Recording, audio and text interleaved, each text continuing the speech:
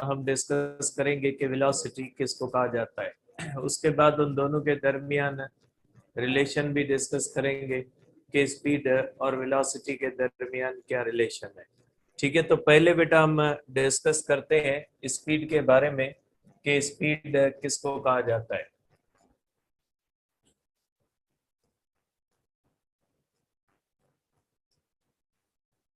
अब देखिए बेटा, स्पीड का मकसद होता है कि जब कोई भी बॉडी एक जगह से दूसरी जगह तक मूव करती है तो वो बॉडी जो टोटल डिस्टेंस तय करती है, उस टोटल डिस्टेंस को अगर टाइम के साथ जोड़ के देखें कि ये डिस्टेंस जो तय हुआ है ये स्लोली तय हुआ है या क्विकली तय हुआ है, उसको कहा जाता है स्पीड।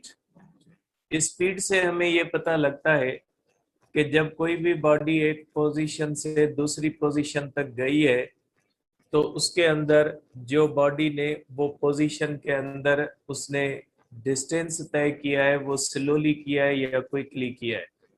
किसी बॉडी की अगर स्पीड ज्यादा है तो इसका मतलब है कि उस बॉडी ने डिस्टेंस क्विकली तय किया है। अगर किसी भी बॉडी की स्पीड कम है तो इसका मतलब है कि उस बॉडी ने स्लो मूव किया है। इससे हमें रेट ऑफ मोशन पता लगता है कि इसका बॉडी का जो मोशन का रेट है वो स्लो है या वो फास्ट है। ठीक है, तो आप स्पीड के बारे में कहोगे कि स्पीड का मकसद होता है, इसको हम कहते हैं एवरेज स्पीड बेटा। एवरेज वी से ही लिखा जाता है, लेकिन ऐसा नहीं कि वी का मकसद यहाँ पे वेलोसिटी है, ये स्पीड है। Speed average is equal to total distance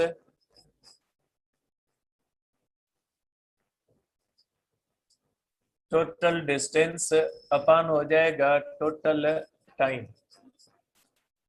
total distance upon total time जो होता है उसको कहा जाता है स्पीड। ठीक है, अब ये जो स्पीड होती है ये स्केलर है या वेक्टर है।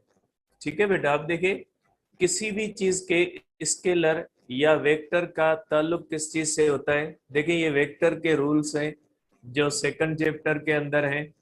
यहाँ पे तो हमने नहीं पढ़े हैं, लेकिन जाहिर सी बात है आपने पढ़े होंगे कि जब किसी भी वेक्टर को किसी भी स्केलर के साथ मल्टीप्लाई किया जाता है या किसी भी वेक्टर को किसी भी स्केलर के साथ डिवाइड किया जाता है तो आंसर जो भी होता है वो हमेशा वेक्टर होता है। और अगर दो स्केलर्स को आपस में मल्टीप्लाई या डिवाइड किया जाता है तो आंसर हमेशा स्केलर होता है। तो स्केलर्स के रूल्स के मुताबिक देखें, यहाँ पे डिस्टेंस स्केलर है और टाइम स्केलर है, तो आप कहोगे स्पीड जो होती है स्पीड स्केलर है। ठीक है, स्पीड स्केलर है और इसका अगर हम यूनिट करें तो आपको भी पता है इसका यूनिट जो होता है वो होता है metre per second, SI unit. और इसके डायमेंशंस जो होते हैं वो होते हैं L⁻⁻1, या आप इसको इस तरह भी लिख सकते हैं कि mL⁻⁻1 इस तरह भी लिख सकते हैं। ठीक है बेटा, तो ये मैंने थोड़ा सा आपको सिंपली जो है वो इंट्रोडक्शन बताया है स्पीड का कि स्पीड किसको कहा जाता है। तो total distance upon total time जो होता है उसको आप कह सकते हैं कि ये स्पीड है। और स्पीड जो है वो स्केलर क्वांटिटी है, इसका यूनिट वगैरह ये चीज़ें सिंपल सी है, आपको पता है कि जो है वो इसकी कौन सी यूनिट्स या इसके डायमेंशंस क्या होते हैं, बिल्कुल सिंपल सी चीज होती है। अब यहाँ पे बेटा दो बातें हैं। अब इसके टाइप्स ऑफ स्पीड होते हैं और टाइप्स ऑफ वेलोसिटी होते हैं। जो टाइप्स स्पीड के होते हैं वही टाइप्स वेलोसिटी के होते हैं। तो मैं डिस्कस कर लेता हूँ अब वेलोसिटी को, क्योंकि आपके सिलेबस के अंदर भी वेलोसिटी है। तो मैं वेलोसिटी को डिस्कस करके वेलोसिटी के टाइप्स आपको बताता हूँ और उसके ग्राफ्स आपको बताता हूँ। तो वही जो उसके टाइप्स होंगे वही स्पीड के टाइप्स होंगे। फर्क ये होगा कि जहाँ पे स्पीड होगी वहाँ पे डिस्टेंस आएगा और जहाँ पे वेलोसिटी होगी वहाँ पे डिस्प्लेसमेंट होगा। मैं सिंपली इसका लिख देता हूँ, स्पीड के टाइप्स को शॉर्ट में लिख देता हूँ ताकि आपके माइंड में रहे। बाकी उनके ग्राफ्स या उनकी डेफिनेशंस सेम रहेंगी। सिंपली मैं इसको लिख देता हूं कि स्पीड के टाइप्स क्या होते हैं बेटा।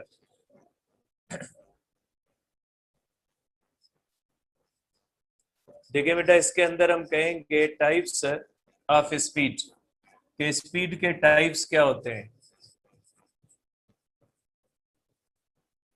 ठीक है, स्पीड के टाइप्स होते हैं बेटा, एक तो हमारे पास हमने कर लिया बेटा कि एवरेज स्पीड होती है, और average speed means total distance upon total time. अब दूसरा होता है यूनिफॉर्म स्पीड। यूनिफॉर्म स्पीड, अब यूनिफॉर्म स्पीड का मकसद क्या होता है। यूनिफॉर्म स्पीड का मतलब होता है बेटा body covers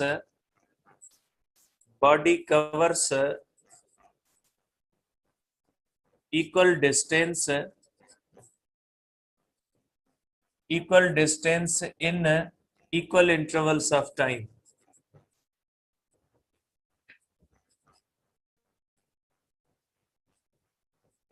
equal distance in equal intervals of a time. जैसे आप इसको इस तरह से लिख सकते हैं कि यूनिफॉर्म स्पीड का मतलब क्या होता है। अगर मैं इसको इस तरह से एक चार्ट के अंदर लिखूं तो आप इसको इस तरह से लिख सकते हैं। यहाँ पे आएगा नहीं, मैं ऊपर लिखता हूं बेटा। ठीक है, इसको यूनिफॉर्म स्पीड को आप इस तरह से कर सकते हैं कि सपोज करें इस तरह से, अगर हम किसी भी बॉडी की मोशन को डिस्क्राइब करते हैं। ठीक है, सपोज करें ये एक बॉडी है, अगर ये इस तरह से मूव कर रही है, इस तरह से अगर कोई भी बॉडी मूव कर रही है, तो यूनिफॉर्म स्पीड का मतलब क्या है बेटा। यूनिफॉर्म स्पीड का मकसद होता है equal distance in equal intervals of time. कि फॉर एग्जांपल एक बॉडी मूव कर रही है, 1 घंटे के अंदर उसने 20 मीटर तय किए, दूसरे घंटे के अंदर 40 किए, तीसरे के अंदर 60 किए, चौथे के अंदर 80 किए। तो हर एक घंटे के अंदर 20-20 किलोमीटर डिस्टेंस है कि किसी भी बॉडी की स्पीड न इंक्रीज हो रही है न डिक्रीज हो रही है, तो उसको हम कहेंगे कि यूनिफॉर्म स्पीड होती है बेटा। ठीक है, तो यहाँ पे आप कहोगे यूनिफॉर्म स्पीड का मकसद होता है डिस्टेंस और टाइम के दरमियान। सपोज करें डिस्टेंस 10 है, टाइम 1 है, डिस्टेंस 20 है, टाइम 2 है, डिस्टेंस 30 है, टाइम 3 है। तो अगर इस तरह से इक्वल इक्वल जाए तो equal distance in equal intervals of time. अगर आप देखें बेटा, v1 is equal to 10/1 is equal to 10, v2 is equal to 20/2 is equal to 10। तो इसी तरह से v1 is equal to v2 is equal to v3 up to vn। तो हम कहेंगे कि इसकी स्पीड जो होती है वो क्या होती है, यूनिफॉर्म होती है। ठीक है, इसको कहा जाता है यूनिफॉर्म स्पीड। अब ग्राफ इसके सेम होंगे, वो वेलोसिटी के साथ डील करेंगे। यहाँ पे एक स्पेशल केस आता है बेटा, यहाँ पे एक स्पेशल केस आप इसका कह लें। स्पेशल केस क्या होता है बेटा, स्पेशल केस होता है इसका कि कांस्टेंट स्पीड क्या होती है बेटा। यूनिफॉर्म स्पीड और कांस्टेंट स्पीड के अंदर क्या फर्क होता है बेटा। ठीक है, यूनिफॉर्म स्पीड और कांस्टेंट स्पीड के दरमियान क्या फर्क होता है बेटा। देखिए, जैसे फॉर एग्जांपल एक बाइक है, वो इस तरह से रोड के ऊपर जा रही है और उसकी स्पीड है, यूनिफॉर्म स्पीड है 10 किलोमीटर पर आवर। मीन्स वो बाइक हर घंटे में 10 किलोमीटर तय करेगी। अब जब तक वो इसी से जा रही होगी हम कहेंगे उसकी यूनिफॉर्म है। लेकिन बेटा ये जरूरी नहीं होता कि बाइक 10 किलोमीटर पर आवर से जाए।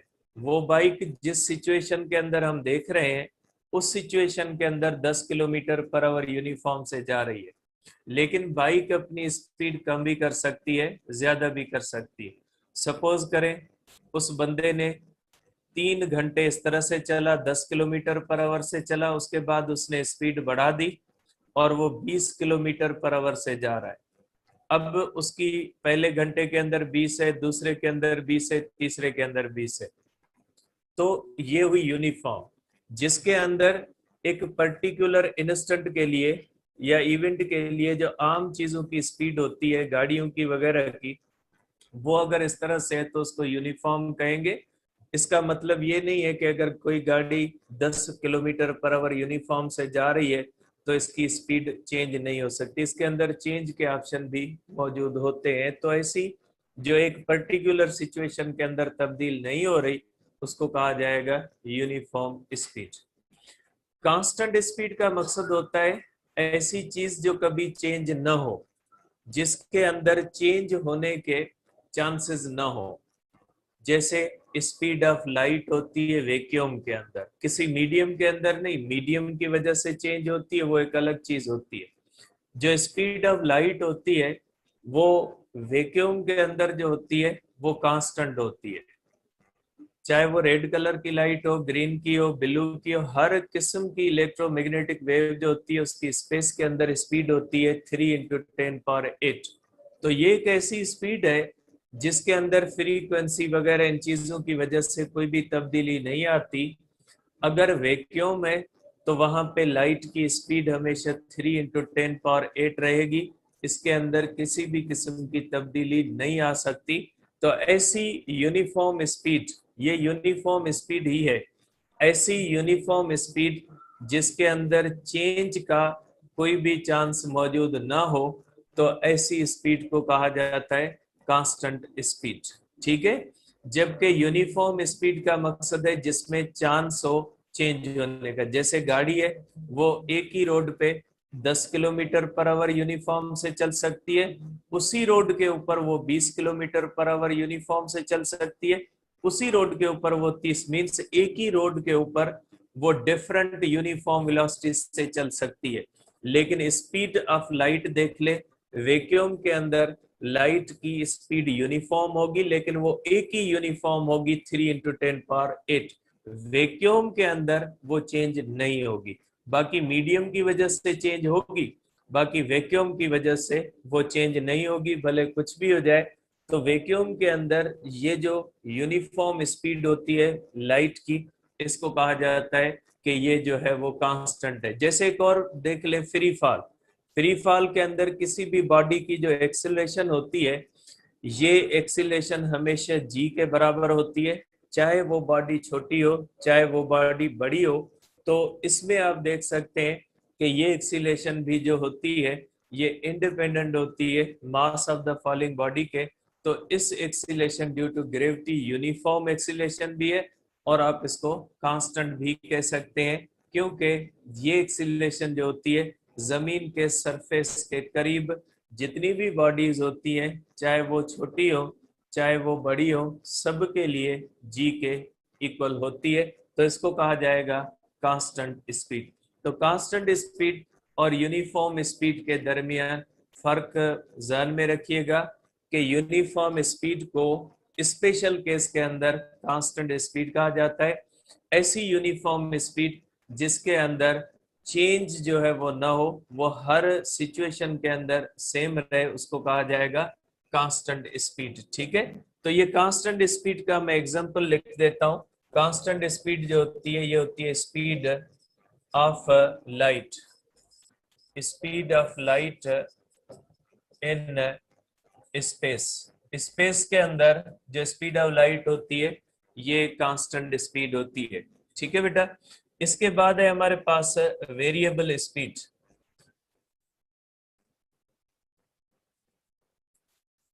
वेरिएबल स्पीड किसको कहा जाता है, या नॉन यूनिफॉर्म स्पीड भी इसको हम कहते हैं, वेरिएबल स्पीड कहें, या इसको आप कह सकते हैं कि ये नॉन यूनिफॉर्म स्पीड होगी। ठीक है, दोनों नेम से आप इसको देख सकते हैं कि नॉन यूनिफॉर्म स्पीड क्या होती है। इसके अंदर ये होता है कि जब कोई भी बॉडी, आम तरह से जो स्पीड्स होती है नॉन यूनिफॉर्म होती है, कि कोई भी बॉडी कभी ज्यादा स्पीड से जा रही है कभी कम स्पीड से जा रही है।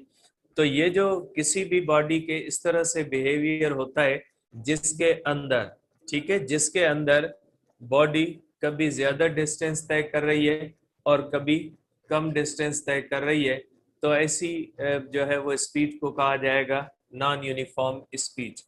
ठीक है, इसके अंदर क्या होता है, बॉडी कवर्स, ठीक है, आप कह सकते हैं कि इसके अंदर क्या होता है, body covers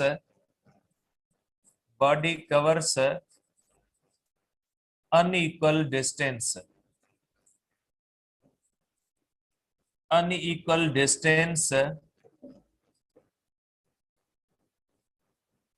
in equal intervals of time. Unequal distance equal intervals of time में, या equal distance in unequal intervals of time, ये भी हो सकता है। तो उसको कहा जाता है वेरिएबल स्पीड। आप इसको इस तरह से लिख सकते हैं, इसको आप इस तरह से देख सकते हैं कि कोई भी बॉडी अगर इस तरह से हो, अब देखिए इस तरह से जो है वो हमारे पास अगर हो डिस्टेंस और टाइम के बारे में, कि डिस्टेंस जो होता है, अगर हम इस तरह से करें, डिस्टेंस 10 है, टाइम 1 है, ठीक है, डिस्टेंस अगर 30 है और टाइम 2 है, फिर ये हो जाता है कि डिस्टेंस जो है वो हो जाता है 45 और 3 है, ठीक है, डिस्टेंस हो जाता है 70 और 4, इस तरह से कभी ज्यादा हो रहा है कभी कम हो रहा है। ठीक है, कि पहले घंटे के अंदर 10 किलोमीटर है, दूसरे घंटे के अंदर 30 बन गया, मीन्स 20 हो गया, दूसरे घंटे के अंदर, तीसरे घंटे के अंदर 45 हो गया, मीन्स 15 हो गया, और चौथे घंटे के अंदर 70 मीन्स 25 हो गया। तो कभी डिस्टेंस ज्यादा तय हो कभी डिस्टेंस कम तय हो, तो उसको कहा जाता है कि ये जो है वो हमारे पास कौन सी है, वेरिएबल या नॉन यूनिफॉर्म स्पीड होती है बेटा। अब वेरिएबल या नॉन यूनिफॉर्म स्पीड और यूनिफॉर्म स्पीड के अंदर एक कॉन्सेप्ट आता है इंस्टेंटेनियस स्पीड का। बेटा थोड़ा ध्यान से तवज्जो से समझिएगा, क्योंकि यहाँ पे बहुत ही एक अहम पैरामीटर आएगा जो लाइन आपके बुक के अंदर भी लिखी हुई है, ताकि आप उसके कॉन्सेप्ट को समझ सके। तो यहाँ पे एक और टाइप दिया हुआ है जिसको कहा जाता है इंस्टेंटेनियस स्पीड। अब ये इंस्टेंटेनियस स्पीड क्या होती है या इसका कॉन्सेप्ट क्या होता है, इसको थोड़ा समझिए। एवरेज स्पीड और इंस्टेंटेनियस स्पीड के अंदर जो होता है वो क्या फर्क होता है, उसको हम समझेंगे। ठीक है, कि इंस्टेंटेनियस स्पीड क्या होता है, थोड़ा बेटा ध्यान से तवज्जो से समझिएगा।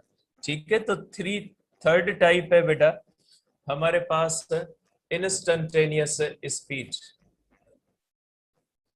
अब ये इंस्टेंटेनियस स्पीड किसको कहा जाता है, जिसको वी इंस्टेंटेनियस लिखा जाता है। ठीक है बेटा, पहले मैं कॉन्सेप्ट समझाता हूं, उसके बाद डेफिनेशन लिख लेते हैं इसकी। देखिए बेटा, एक बॉडी है वो इस तरह से मूव कर रही है। देखिए ये बॉडी है, ये इस तरह से मूव कर रही है।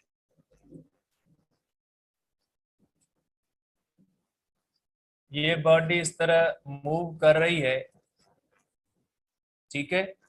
अब यहां से इसने शुरू किया, यहाँ पे इसकी आप समझ ले वेलोसिटी v1 है 10 मीटर पर सेकंड, ठीक है, और टाइम इसका है 1 सेकंड। यहाँ पे आ गई velocity v2 is equal to 30 metre per second, और इसका टाइम आप समझ लें कि 2 सेकंड है। ठीक है, इसी तरह से अगर हम करें कि यहाँ पे वेलोसिटी जो होती है 3 है, सपोज करें 40 मीटर पर सेकंड है, और टाइम जो है इसका इज इक्वल टू 3 सेकंड है। इसी तरह जब कोई भी बॉडी इस तरह से मूव कर रही है तो डिफरेंट टाइम्स पे इसकी देखें वेलोसिटी सॉरी स्पीड जो होती है वो डिफरेंट होती है। तो जब कोई भी बॉडी मूव करती है तो एवरेज का मकसद होता है total distance upon total time, के इसने टोटल डिस्टेंस कितना तय किया, टोटल टाइम कितना इसने लिया। इंस्टेंटेनियस का मकसद है कि जब कोई भी बॉडी मूव करती है तो किसी भी पर्टिकुलर एक जगह की, के पर्टिकुलर एक जगह की अगर हम स्पीड देखें उसको इंस्टेंटेनियस स्पीड कहा जाएगा। जैसे फॉर एग्जांपल आप लें आपके बहुत सारे सब्जेक्ट्स होते हैं, इंटर के अंदर 5-6 सब्जेक्ट्स हैं, किसी में मार्क्स कम है, किसी में ज्यादा होती है। तो अगर कलेक्टिवली सब मार्क्स का एवरेज निकालें, ठीक है, तो वो एवरेज बन जाता है। सबको कलेक्ट करके नंबर ऑफ सब्जेक्ट से डिवाइड करेंगे, वो एवरेज बन जाएगा। लेकिन अगर अलग अलग हर एक का देखेंगे, वो इंस्टेंटेनियस, फॉर एग्जांपल वो इंस्टेंटेनियस हो जाएगा कि फिजिक्स के अंदर कितनी है, केमिस्ट्री के अंदर कितनी है, बायो के अंदर कितनी है, इंग्लिश के अंदर कितनी है, सिंधी के, उर्दू के अंदर, पीएस के अंदर कितनी है, वो चीज इंस्टेंटेनियस हो जाएगी। फॉर एग्जाम्पल इसको एक और तरीके से देखें, अगर एक बॉडी इस तरह से मूव कर रही है और वो पॉइंट ए से पॉइंट बी तक गई, इसने डिस्टेंस तय किया 100 किलोमीटर और इसने टाइम लिया 5 आवर्स, तो वेलोसिटी एवरेज का मकसद होता है, वेलोसिटी एवरेज का मकसद होता है टोटल डिस्टेंस 100/5 हो जाएगा। लेकिन इंस्टेंटेनियस का मकसद क्या होगा?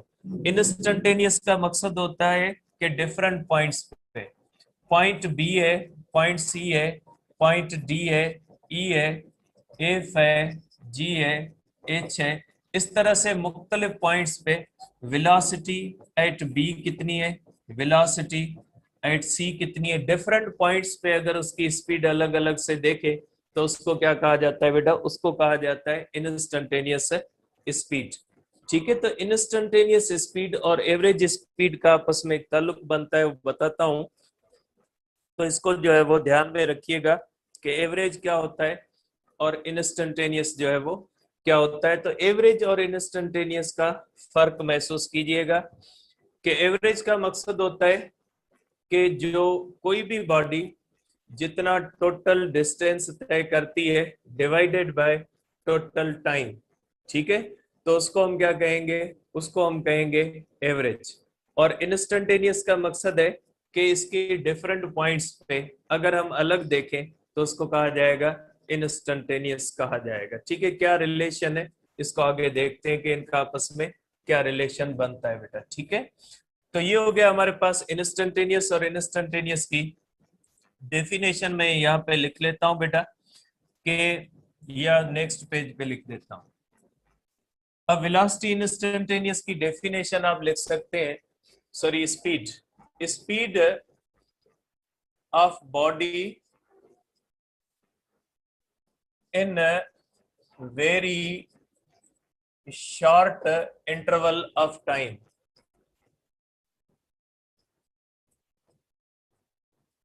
शॉर्ट इंटरवल ऑफ टाइम, या आप ये कह सकते हैं कि वेलोसिटी ऑफ, सॉरी स्पीड, बेटा वेलोसिटी वर्ड आ जाता है यहाँ पे, मकसद यही समझिएगा कि स्पीड है, स्पीड ऑफ बॉडी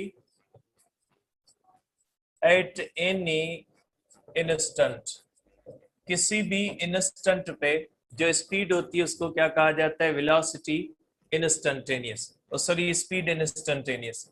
अब स्पीड इंस्टेंटेनियस को इस तरह से लिखा जाता है बेटा, इज इक्वल टू लिमिट, ठीक है, टाइम टेंस टू बी 0, ठीक है, delta S upon delta T. ठीक है बेटा, ये इसको लिखने का यहाँ पे है टी टेंस टू बी 0 या टी अप्रोचेस 0, इसको इस तरह से पढ़ा जाता है बेटा, टी अप्रोचेस 0, अप्रोचेस 0 और टी इज इक्वल टू 0 जो होता है उसमें फर्क होता है, अप्रोचेस टू 0, ठीक है, या टी टेंस टू बी 0। इसका मतलब क्या होता है बेटा? ये जो है वो लिमिट की निशानी है। इसका मकसद है कि जब आप किसी भी चीज के अंदर टाइम के ऊपर पाबंदी लगा देते हो तो मैथमेटिक्स के अंदर इसको लिमिट, इंस्टेंटेनियस वेलोसिटी के अंदर टाइम क्या होता है? वेरी स्मॉल होता है। तो इसका मकसद है कि जो इंस्टेंटेनियस वेलोसिटी आपने देखनी है ना, इंस्टेंटेनियस वेलोसिटी जो आपने देखनी है वो very small interval of time में देखनी है। तो अगर very small interval of time होता है तो ये आपको कहता है t tends to be 0। T tends to be 0 का मतलब होता है कि very short interval of time, means time बहुत ही कम हो। थोड़े टाइम के अंदर अगर किसी भी चीज की स्पीड देखें तो वो इंस्टेंटेनियस कहलाती है। फॉर एग्जांपल एक बॉडी 100 सेकंड मूव करती है, तो वो 100 सेकंड के अंदर कितना डिस्टेंस तय करती है, डिवाइडेड बाय 100 सेकंड, ये एवरेज हो गया। लेकिन अगर आप देखें कि वेरी शॉर्ट में, सपोज करें कि आप 30th सेकंड के अंदर, 30वें सेकंड के अंदर, या 31वें सेकंड के अंदर, या 32वें सेकंड, अकेले अकेले सेकंड के अंदर अगर आप देखें स्पीड, उसको क्या कहा जाएगा? उसको कहा जाएगा कि ये इंस्टेंटेनियस है। मींस जिसके अंदर टाइम के ऊपर लिमिट लगी हुई है, very short interval of time, और यहाँ पे delta S upon delta T लिखा है। इसलिए लिखा है कि टाइम भी वेरी स्मॉल है और डिस्प्लेसमेंट जो होता है वो भी स्मॉल होता है, डिस्टेंस स्मॉल होता है। तो इस तरह से आप कह सकते हैं कि स्पीड इंस्टेंटेनियस का मतलब क्या होता है। ठीक है, तो स्पीड इंस्टेंटेनियस या एवरेज वेलोसिटी के दरमियान फर्क महसूस कीजिएगा। अब यहाँ पे आपके जो है वो बुक के अंदर एक बहुत ही इंपॉर्टेंट लाइन लिखी हुई है कि अगर किसी भी बॉडी की यूनिफॉर्म स्पीड और नॉन यूनिफॉर्म स्पीड की पहचान अगर हमें करनी है तो कैसे पहचान हो। तो अगर कोई भी बॉडी इस तरह से मूव कर रही है कि उसकी एवरेज वेलोसिटी और इंस्टेंटेनियस वेलोसिटी एक जैसी हो, तो हम कहेंगे कि उसकी जो स्पीड है वो यूनिफॉर्म है। जैसे फॉर एग्जांपल जब कोई भी बॉडी इस तरह से यूनिफॉर्म स्पीड से जा रही है ना, अगर 10 किलोमीटर पर आवर से जा रही है, तो उसके अगर आप एवरेज निकालोगे तो भी 10 किलोमीटर पर आवर आएगा, और किसी पर्टिकुलर एक सेकंड के अंदर भी उसकी स्पीड निकालोगे तो भी 10 किलोमीटर पर आवर आएगी। तो जो बॉडी यूनिफॉर्म स्पीड से मूव करती है उसकी एवरेज वेलोसिटी और इंस्टेंटेनियस वेलोसिटी इक्वल होती है। जो बॉडी नॉन यूनिफॉर्म वेलोसिटी से मूव करती है उसका एवरेज अलग होगा और इंस्टेंटेनियस अलग होगा। मैं इसको समझाता हूं आपको। ये लाइन लिखी हुई है इसलिए जो है मैंने इसको लिखा है, तो ये लाइन वेलोसिटी के अंदर भी शामिल है। आप इसको किस तरह से कहोगे बेटा? ठीक है, आप इस तरह से लिखोगे कि if average speed is equal to instantaneous speed, ठीक है, then body is said to be moving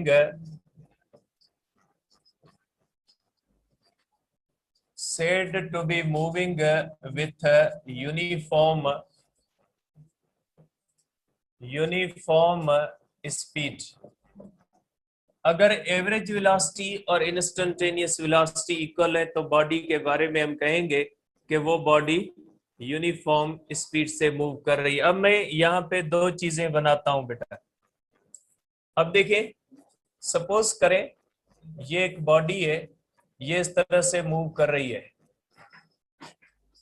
मैं दो चीजें बनाता हूं ताकि ये क्लियर हो जाए आपके माइंड में, क्योंकि आपको पता है चैप्टर 3 के जो है वो एमसीक्यूज बहुत मुश्किल बनते हैं। अब एक बॉडी मूव कर रही है बेटा, सपोज करें यहाँ पे इसकी स्पीड है 10 मीटर पर सेकंड, ठीक है, और यहाँ पे भी इसकी स्पीड है 10 मीटर पर सेकंड, यहाँ पे भी इसकी स्पीड है 10 मीटर पर सेकंड, ठीक है। अब अगर ये डिस्टेंस तय करती है, सपोज करें ये टोटल डिस्टेंस जो बॉडी ने तय किया ये डिस्टेंस है 10 मीटर, और इस बॉडी ने जो टाइम लिया है 1 सेकंड, ठीक है। अगर इस बॉडी ने डिस्टेंस तय किया 10 मीटर और टाइम लिया है 1 सेकंड, तो अगर आप देखोगे तो वेलोसिटी एवरेज कितनी हो जाएगी? वेलोसिटी एवरेज हो जाएगी distance upon time, 10 upon 1 is equal to velocity average 10 meter per second. अगर आप उसकी मुख्तलिफ पॉइंट्स पे देखोगे तो मुख्तलिफ पॉइंट्स के ऊपर अगर ये पॉइंट 1 है, ये पॉइंट 2 है, इसको आप कर ले पॉइंट 3, मुख्तलिफ पॉइंट्स पे भी उसकी स्पीड वही है, और अगर एवरेज निकालोगे तो भी वही होती है। तो कोई भी बॉडी जब यूनिफॉर्म स्पीड से जाती है तो उसके अंदर क्या होता है? इंस्टेंटेनियस स्पीड और एवरेज स्पीड इक्वल होते हैं। अब इसको एक और तरीके से देखते हैं ताकि आपके माइंड में ये चीज बिल्कुल क्लियर हो जाए। एक और तरीके से मैं इसको बनाता हूं। एवरेज स्पीड का मैं चार्ट आपको पहले भी बना के दिखा चुका हूं कि एवरेज स्पीड क्या होती है, इंस्टेंटेनियस स्पीड क्या होती है, ये पहले भी मैंने आपको दिखाया है। ये चार्ट के अंदर मैं दिखा देता हूं आपको। देखिए ये डिस्टेंस है, ये टाइम है। सपोज करें बेटा डिस्टेंस 10 है और टाइम 1 है। टाइम हम लेते हैं सेकंड के अंदर और डिस्टेंस मीटर के अंदर लेते हैं। डिस्टेंस 20 है, टाइम 2 है। डिस्टेंस 30 है, टाइम 3 है। डिस्टेंस 40 है, टाइम 4 है। डिस्टेंस 50 है, टाइम 5 है। ठीक है बेटा। अब देखिए अगर इसकी आप देखें मुख्तलिफ इंस्टेंट्स की डेटा है। ये इंस्टेंट 1 की डेटा है, ये इंस्टेंट 2 की डेटा है, इंस्टेंट 3 की डेटा है, इंस्टेंट 4 की डेटा है, इंस्टेंट 5 की डेटा है। ठीक है, ये होती है हमारे पास 5 इंस्टेंट पे हमने उसकी डेटा ली कि पहले सेकंड के बाद हमने डेटा ली, उसने 10 मीटर किया। दूसरे सेकंड के बाद डेटा ली भाई 20 मीटर। तीसरे सेकंड के बाद डेटा ली। हर सेकंड मीन्स जिस जिस पर्टिकुलर इंस्टेंट पे हम डेटा ले रहे हैं उसको इंस्टेंट कहा जाता है। कैलकुलेट करें, एवरेज स्पीड को कैलकुलेट करें। Velocity average, average means total distance. Total distance कितना हुआ, 50 मीटर हुआ। और कितने में, 5 में। टोटल डिस्टेंस 50 मीटर और टाइम जो है वो कितना है, 5 सेकंड। एवरेज स्पीड कितनी हो गई बेटा, ये हो गई 10 मीटर पर सेकंड। इंस्टेंटेनियस देखें बेटा, तो इंस्टेंटेनियस आप देखें V1, V1 10/1 10 meter per second. V2 20/2 10 meter per second. V3 30/3 10 meter per second. आप इस तरह से V4 40/4 10 meter per second. V5 50/5 is equal to 10 meter per second. हर इंस्टेंट की स्पीड भी 10 है और एवरेज भी 10 है। तो मींस जब किसी भी बॉडी की वेलोसिटी यूनिफॉर्म होती है तो उसकी हर इंस्टेंट में भी, क्योंकि वो तो चेंज होती नहीं है ना, तो अगर टोटल देखोगे तो भी वही होगी। और अगर आप किसी पर्टिकुलर जगह पे देखोगे तो भी वही होगी। ठीक है, अब नॉन यूनिफॉर्म के अंदर ऐसे नहीं होता। कैसे नहीं होता देखते हैं। ठीक है, अब अगर देखते हैं, अब अगर देखते हैं तो आप इसको इस तरह से कहोगे। किस तरह से बेटा आप इसको कहोगे, in non uniform motion. Non uniform motion जो होती है बेटा, ठीक है, नॉन यूनिफॉर्म अगर मोशन होती है बेटा, नॉन यूनिफॉर्म मोशन के अंदर क्या होता है बेटा, नॉन यूनिफॉर्म मोशन के अंदर जो होता है average velocity is not equal to instantaneous velocity. कैसे नहीं होती देख लें आप बेटा। मैं एक और डेटा बना देता हूं यहाँ पे, आप इसको देखें कि नॉन यूनिफॉर्म स्पीड के अंदर इंस्टेंटेनियस स्पीड बराबर होती है या नहीं होती। ठीक है बेटा, ये सिंपली मैं इसको स्पीड को डील कर रहे हैं हम। डिस्टेंस है, टाइम है। सपोज करें 10 है, 1 है, 30 है, 2 है, ठीक है, 45 है, 3 है, ठीक है, और 80 है, 4 है। ठीक है, अब मुख्तलिफ इंस्टेंट्स की डेटा लें आप। ठीक है, फर्स्ट इंस्टेंट पे, सेकंड इंस्टेंट की डेटा, थर्ड की है, फोर्थ की इंस्टेंट की डेटा है। एवरेज कैलकुलेट करें। एवरेज क्या होती है, velocity average is equal to 80/4 is equal to 20 meter per second. अगर इंस्टेंटेनियस देख लें, V1 is equal to 10/1। V2 क्या होगा, 15 होगी। V3 क्या होगी, ठीक है, 15 होगी। ये क्या हो जाएगी, 30/2 15, ठीक है, और 45 1। ये 15 नहीं होगी बेटा, ये 15 से कम होगी। ठीक है, ये हो जाएगी 45 अपॉन 3, 15 ही होगी बेटा, 15 है हमारे पास। और ये देखें, ये हमारे पास हो जाएगी V4 is equal to 80 upon 4 is equal to 20 बेटा। ठीक है, तो देखिए डिफरेंट इंस्टेंट्स पे डिफरेंट होती है। तो ये जो चीज होती है बेटा, इसके अंदर अगर मुख्तलिफ जगहों पे आप इसकी देखते हैं तो मुख्तलिफ जगहों पे जो होती है वो डिफरेंट होती है। तो इस तरह से हम कहेंगे कि इंस्टेंटेनियस और एवरेज जब डिफरेंट आता है तो उसके बारे में हम कहेंगे कि उस बॉडी की स्पीड जो होती है वो नॉन यूनिफॉर्म होती है। ठीक है बेटा, तो इस तरह से आप इस सेंस में इसको देख सकते हैं कि एवरेज स्पीड और इंस्टेंटेनियस स्पीड अगर इक्वल होती है तो ये एक पैरामीटर है, ये परखने की एक पॉइंट होती है जिससे आप इसको निकाल सकते हैं कि एवरेज जो सॉरी यूनिफॉर्म क्या होती है या नॉन यूनिफॉर्म क्या होती है। ठीक है, तो ये हुई हमारे पास बेटा स्पीड की कुछ चीजें। ठीक है, तो ये सिंपल सी चीजें थी स्पीड के बारे में जिनको हमने डिस्कस किया। अब हम चलते हैं वेलोसिटी की तरफ के वेलोसिटी किसको कहा जाता है बेटा।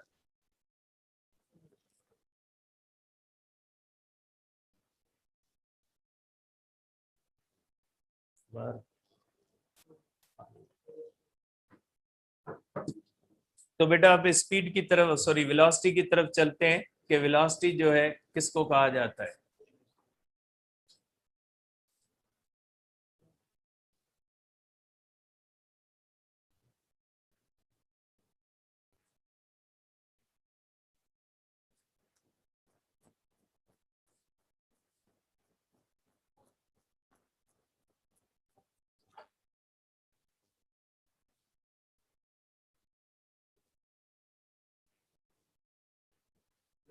बस ठीक है,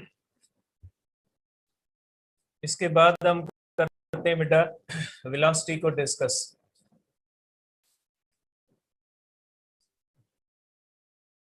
देखिए बेटा वेलोसिटी किसको कहा जाता है।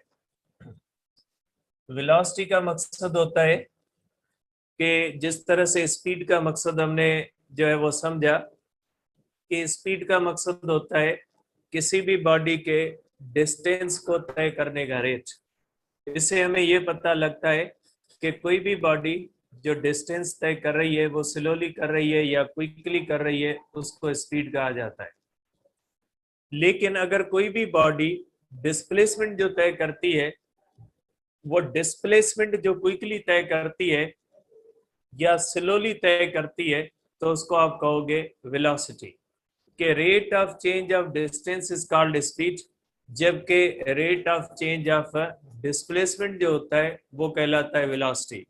वेलोसिटी से हमें ये पता लगता है कि डिस्प्लेसमेंट किस किस रेट से तय होता है, और स्पीड से हमें ये महसूस होता है कि वेलोसिटी से जो स्पीड से हमें ये जो है वो मिलती है डेटा कि जो डिस्टेंस होता है वो किस रेट से तय होता है। ठीक है, अब वेलोसिटी और जो है वो स्पीड के दरमियान फर्क क्या है, पहले इसको समझते हैं, फिर जो है वो इसके टाइप्स वगैरह डिस्कस करते हैं बेटा।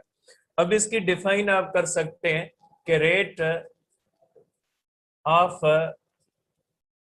Change of displacement, rate of change of displacement is called velocity. ये आप समझते हैं कि rate of change of displacement जो है इसको क्या कहा जाता है बेटा, वेलोसिटी कहा जाता है।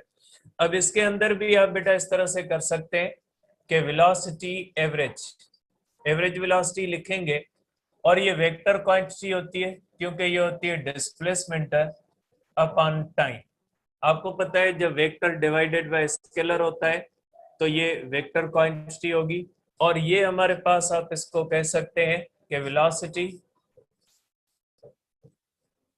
Is a vector quantity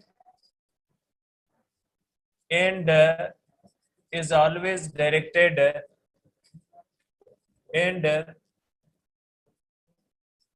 in a linear motion. It is directed towards displacement or in direction of motion. बेटा ये वेलोसिटी क्यों जो है वो डिस्प्ले जो है वो वेक्टर होती है? वेलोसिटी इसलिए वेक्टर होती है क्योंकि डिस्प्लेसमेंट वेक्टर है। तो जो डायरेक्शन लीनियर मोशन के लिए, जरूरी नहीं ये सर्किल के अंदर प्रॉपर्टी फॉलो नहीं होती, ये लीनियर जो है वो मोशन के अंदर प्रॉपर्टी फॉलो होती है कि लीनियर मोशन के अंदर जो वेलोसिटी होती है उसका डायरेक्शन वही होता है जो डिस्प्लेसमेंट का होता है, और बॉडी की मोशन का डायरेक्शन वही होता है जो डिस्प्लेसमेंट का होता है या वेलोसिटी का होता है। बॉडी का डिस्प्लेसमेंट जिस डायरेक्शन में हो रहा है ना, वेलोसिटी भी उसी में समझी जाएगी और डायरेक्शन ऑफ मोशन भी उसी में समझा जाएगा। ध्यान में रखिएगा, ये पॉइंट आगे काम आएगी कि वेलोसिटी का डायरेक्शन कौन सा होगा, वही जो डिस्प्लेसमेंट का होगा। हमेशा डिस्प्लेसमेंट का होगा और मोशन का डायरेक्शन भी कौन सा माना जाएगा, जो डिस्प्लेसमेंट का होगा। तो आप कहोगे कि वेलोसिटी लीनियर मोशन के अंदर हमेशा डिस्प्लेसमेंट की तरफ होती है, या वेलोसिटी का डायरेक्शन जो होता है वो always direction of the motion consider किया जा सकता है। कल किसी बच्चे ने एक क्वेश्चन भेजा कि magnitude of displacement is called distance, या इसी तरह से क्वेश्चन था कि जो है वो डिस्प्लेसमेंट का मैग्नीट्यूड डिस्टेंस कहलाता है। बेटा ये स्पेशल कंडीशन है, हर जगह पे आप नहीं कह सकते। कर्व्ड मोशन के अंदर आप नहीं कह सकते, लीनियर मोशन के अंदर आप कह सकते हैं कि magnitude of distance is displacement, क्योंकि लीनियर मोशन के अंदर डिस्टेंस और डिस्प्लेसमेंट इक्वल होते हैं। तो ये जनरल कंडीशन नहीं है, ये सिर्फ ट्रांसलेटरी मोशन के भी स्पेशल किस्म लीनियर। हम यहाँ पे जो कुछ भी पढ़ रहे हैं वो ट्रांसलेटरी का भी नहीं है, हम सिर्फ लीनियर मोशन को कंसीडर कर रहे हैं। Linear motion in one dimension, linear motion in one dimension का मकसद होता है ऐसी मोशन जिसमें कोई भी बॉडी जब मूव करे तो उसका सिर्फ एक पैरामीटर चेंज हो। जैसे कोई भी बॉडी जमीन के ऊपर अगर मूव करेगी तो उसका हॉरिजॉन्टल डिस्प्लेसमेंट चेंज होगा, कोई भी बॉडी फ्री फॉल में होती है तो उसका वर्टिकल डिस्प्लेसमेंट चेंज होता है। तो ऐसी मोशन जिसके अंदर सिर्फ एक डिस्प्लेसमेंट पैरामीटर चेंज हो उसको linear motion in one dimension कहा जाता है। तो ये linear motion in one dimension हम पढ़ रहे हैं, ठीक है। आगे इसको फिर एक्सप्लेन करूंगा मैं इक्वेशंस के अंदर, फ्री फॉल के अंदर। लेकिन ये आप इसको ये नहीं समझे कि magnitude of displacement is called distance, हर जगह पे नहीं होगा बेटा, क्योंकि डिस्टेंस और डिस्प्लेसमेंट का मैग्नीट्यूड हर जगह पे इक्वल भी नहीं होता, इसको ध्यान में रखिएगा। तो बेटा वेलोसिटी का मकसद क्या हुआ कि डिस्प्लेसमेंट को तय करने का रेट, कि कोई भी बॉडी जो डिस्प्लेसमेंट तय करती है वो किस रेट से करती है, तो उसके बारे में आप कहोगे कि ये जो है हमें ये पता लगता है कि बॉडी डिस्प्लेसमेंट स्लोली तय कर रही है या बॉडी डिस्प्लेसमेंट क्विकली तय कर रही है, तो इसको कहा जाएगा वेलोसिटी। और वेलोसिटी वेक्टर डिस्प्लेसमेंट की वजह से, इसलिए वेलोसिटी का डायरेक्शन वही होगा जो डिस्प्लेसमेंट का होगा, और डिस्प्लेसमेंट का डायरेक्शन वही होता है जो डायरेक्शन ऑफ मोशन होता है। इसलिए आप कहोगे कि लीनियर मोशन के अंदर velocity is always directed in the direction of displacement और in the direction of motion, ठीक है। तो आप इसके बारे में ये कहोगे। और एवरेज वेलोसिटी का मकसद होता है total displacement upon total time, इसका भी यूनिट मीटर पर सेकंड होता है और इसका डायमेंशन भी LT⁻⁻1 होता है। अब आ जाते हैं कि वेलोसिटी और इसके अंदर किस तरह से आप इसको डिफरेंशिएट करोगे। सपोज करें एक बॉडी है, ये हमारे पास A पॉइंट है और ये हमारे पास B पॉइंट है। अगर कोई भी बॉडी यहां से मूव करके इस तरह से पॉइंट B तक पहुंचती है और ये डिस्टेंस तय करती है 100 किलोमीटर, और ये हमारे पास इसका टाइम है 1 आवर।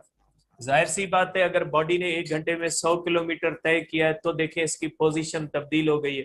अब इसकी पोजीशन किस तरफ तब्दील हो गई है बॉडी की अगर एक्स एक्सिस पे देखते हैं तो बॉडी की पोजीशन ईस्ट की तरफ तय हो गई है। बॉडी ने ए से बी की तरफ मूव किया है और इसने जो रास्ता तय किया है डिस्टेंस 100 किलोमीटर है 1 घंटे के अंदर।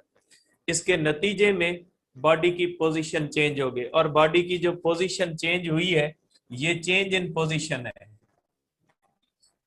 ठीक है, आप कहोगे कि पोजीशन कितनी चेंज हो गई है, सपोज करें, जाहिर सी बात है पोजीशन के अंदर तब्दीली कम है, तो सपोज करें हम कहते हैं कि ये 60 किलोमीटर पोजीशन के अंदर तब्दीली है।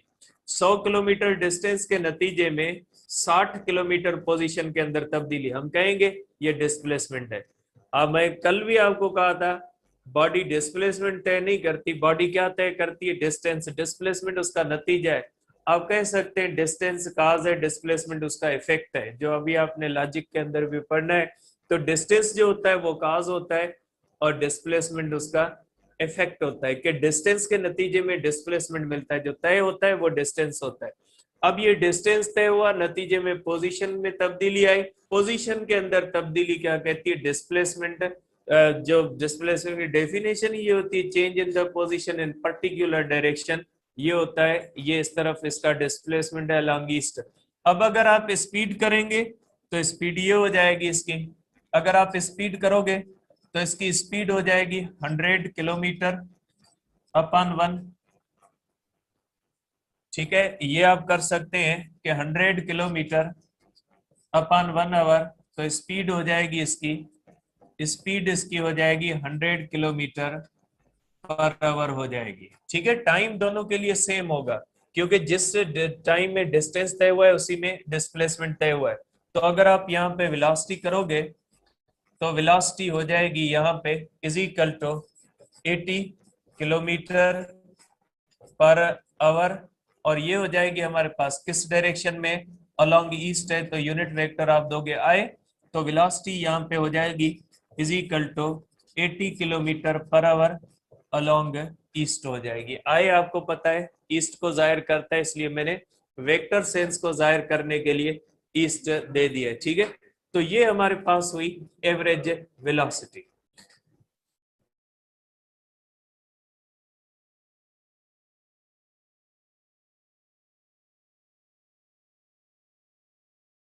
टोटल टाइम जो होता है उसको आप कहोगे कि ये आपके पास जो है ये एवरेज वेलोसिटी है।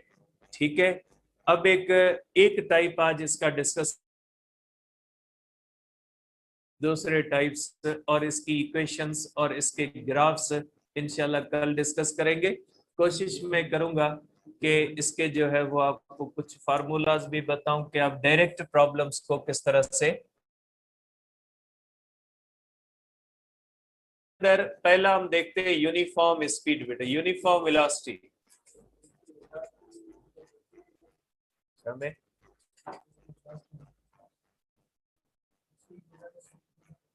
हाँ 60 है, 60 है बेटा, मैंने 80 लिख दिया,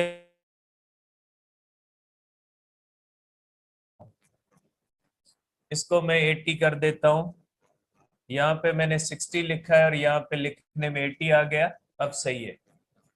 ठीक है, अब आ जाए आप यूनिफॉर्म वेलोसिटी के ऊपर के, यूनिफॉर्म वेलोसिटी किसको कहा जाता है। ठीक है, कि यूनिफॉर्म वेलोसिटी किसको कहा जाएगा, यूनिफॉर्म वेलोसिटी का वही डेफिनेशन जो स्पीड की डेफिनेशन बेटा, के equal displacement, equal displacement in equal intervals of time बेटा। ठीक है, equal displacement in equal intervals of time, के इक्वल डिस्प्लेसमेंट हो बेटा, इस तरह से कोई भी बॉडी मूव करती है, इस तरह से कोई भी मूविंग बॉडी है, इसको आप ऑब्जर्व करते हो, इस तरह से मूव कर रही है बॉडी और इसको आप ऑब्जर्व करते हो और ऑब्जर्वेशन आप अपना लिख रहे हो। यहाँ पे आपने अपना ऑब्जर्वेशन लिखा, इस तरह से आपने ऑब्जर्वेशन और इसी के ऊपर आपका ग्राफ बनेगा। ध्यान से तवज्जो से, क्योंकि ग्राफ आपने बनाने हैं और पंजाब के अंदर ग्राफ की रीडिंग भी लिखी हुई है, तो अब ग्राफ से आपकी जान नहीं छूटेगी, आपको रीड भी करना पड़ेगा ग्राफ। ठीक है, कि ग्राफ की रीडिंग क्या होती है बेटा, ये भी लिखी हुई है, पंजाब के अंदर प्रॉब्लम दिए हुए हैं इसके ऊपर। ये डिस्टेंस है, डिस्प्लेसमेंट है बेटा, और ये टाइम होता है। ठीक है, मैं इसको वेक्टर सेंस देना तो नहीं चाहिए, लेकिन आपको समझाने के लिए मैं दे रहा हूं। सपोज करें 10 है, 1 है, 20 है, 2 है, 30 है, 3 है, 40 है, 4 है, ये डेटा है। क्या आपने देखा एक सेकंड के अंदर 10 मीटर, दूसरे सेकंड के अंदर जब टाइम 2 सेकंड हुआ तो डिस्प्लेसमेंट 20 हो गया, जब टाइम 3 हुआ डिस्प्लेसमेंट 30 हो गया, जब टाइम 4 हुआ तो डिस्प्लेसमेंट 40 हो गया। मींस हर सेकंड के अंदर 10-10 चेंज आ रही है। तो ये जो हमारे पास चेंज नहीं है, सॉरी, हर एक के अंदर 10-10 तय हो रहा है, चेंज नहीं है ये। पहले के अंदर 10, दूसरे के अंदर 20, मींस पहले के अंदर भी 10, दूसरे के अंदर भी 10, तीसरे के अंदर 30, मींस तीसरे के अंदर भी 10। ठीक है, चेंज नहीं है बेटा, यूनिफॉर्म है। तो इसके अंदर अगर आप देखोगे तो ये देख ले आप, इसको यूनिफॉर्म कहा जाता है। क्या आप इसको इस तरह से नंबर लाइन के ऊपर भी, आप इस तरह से यूक्लिडियन लाइन के ऊपर भी आप इसको जाहिर कर सकते हैं इस तरह से। ठीक है, इस तरह से आप इसको लाइन के ऊपर भी जाहिर कर सकते हैं कि डिस्टेंस है, ठीक है, डिस्टेंस 10 है, टाइम है 1 है। ठीक है, अब देखिए डिस्टेंस 20 हो गया, टाइम 2 हो गया, डिस्टेंस 30 हो गया, टाइम 3 हो गया, डिस्टेंस 40 हो गया, टाइम 4 हो गया, डिस्टेंस 50 हो गया, टाइम 5 हो गया। इस तरह से मीन्स हर सेकंड के अंदर, हर सेकंड के अंदर देखे, हर सेकंड के अंदर डिस्टेंस, इक्वल डिस्टेंस जो है वो तय हुआ है। हर सेकंड के अंदर इक्वल है, इसमें भी 10 है, इसमें भी 10 है, इसमें भी 10 है, हर एक के अंदर 10 है। तो ऐसी स्पीड को कहा जाएगा यूनिफॉर्म स्पीड। अब आ जाए ग्राफ के ऊपर, इसको कैसे जाहिर किया जाता है। ठीक है, तो ये ग्राफ जो बनेगा, अब ग्राफ बनाना इसका सीखते हैं कि ग्राफ के ऊपर कैसे जो है वो इसको जाहिर किया जाएगा। देख ले, ग्राफ इस तरह से बनता है बेटा, इस तरह से। ठीक है, ग्राफ इस तरह से होता है। ये यहाँ पे आप डिस्प्लेसमेंट शो करोगे और यहाँ पे टाइम। वैसे वेक्टर सेंस दिया नहीं जाता, मैं इसको समझाने के लिए वेक्टर सेंस दे रहा हूँ। ठीक है बेटा, अब ग्राफ के ऊपर डेटा लिखी जाती है, तो डेटा के अंदर इसको नहीं देना चाहिए। इसीलिए जो है वो आप, पता है आपको कि मोस्टली हम डिस्टेंस टाइम ग्राफ ही कहते हैं। देखिए यहाँ पे आप डिस्प्लेसमेंट और यहाँ पे टाइम मेंशन करें। इसके लिए क्या करना पड़ेगा, आप यहाँ पे लिखोगे कि आपके पास कितने हैं, 4 सेकंड है। सपोज करें 1 सेकंड है और 2 सेकंड, बेटा इक्वल इक्वल के ऊपर लिखना है। 2 सेकंड है, 3 है, 4 है, और ये आपके पास 5 है बेटा। ठीक है, ये आपने इक्वल इक्वल के ऊपर मेंशन करना है, इक्वल डिस्टेंस, इक्वल जो है वो स्पेस रखना है। और यहाँ पे आपने इसी जितना, अगर आपने यहाँ पे 5 सेंटीमीटर रखा है तो यहाँ पे 5 सेंटीमीटर रखने के बाद 10, जितनी लेंथ इसकी होगी उतनी लेंथ इसकी रखनी है। भले ये 1 है, ये 10 है, कोई ऐसा नहीं कि ये 1 है तो ये इतनी करो और 10 है तो इतनी कर दो, नहीं। ग्राफ का रूल है, अगर 1 के सामने 10 है तो जितना स्पेस 1 का होगा उतना 10 का होगा। ठीक है, ये हो जाएगा 20, ये हो जाएगा 30, ये हो जाएगा 40, ये हो जाएगा 50। मैं यहाँ पे लिख देता हूँ, नहीं तो मैसेज आएंगे फिर कि मैंने ये 50 कहाँ से आया। ठीक है, ये 50 है और 5 है, यूनिफॉर्म है, आप कितनी भी बना सकते हैं। अब आप इसकी लाइन कैसे बनाओगे, ग्राफ का रूल होता है, आप इसको इस तरह से करें, इसको आप इस तरह से करोगे, इसको आप इस तरह से करोगे। मींस लाइनों को, इस लाइन को हॉरिजेंटल बना के आप इंटरसेक्ट करवाओगे इसको इस तरह से। अब इसको इस तरह से बेटा, इसको इस तरह से, और इसको इस तरह से, इसको आप इस तरह से करोगे और इसको आप इस तरह से करोगे बेटा। ठीक है, इस तरह से आपने किया। इसी तरह से आप करोगे, इसको सब पॉइंट्स को आपस में मिलाओगे, इस तरह से आप ले जाओगे, सब पॉइंट्स को आपस में मिलाओगे। ठीक है, ये आपने सब पॉइंट्स मिला ली डिस्टेंस और टाइम की। अब आप क्या करोगे, ये लाइन बनेगी आपके ग्राफ की, ये लाइन बनेगी इन सब पॉइंट्स को, ओरिजिन को यहां से लेकर आप यहां तक इसको आपस में मिलाओगे। तो आप देखोगे कि ये जो है जहां जहां पे इंटरसेक्ट करती है तो क्या बन गई, स्ट्रेट लाइन जो है वो बन जाती है।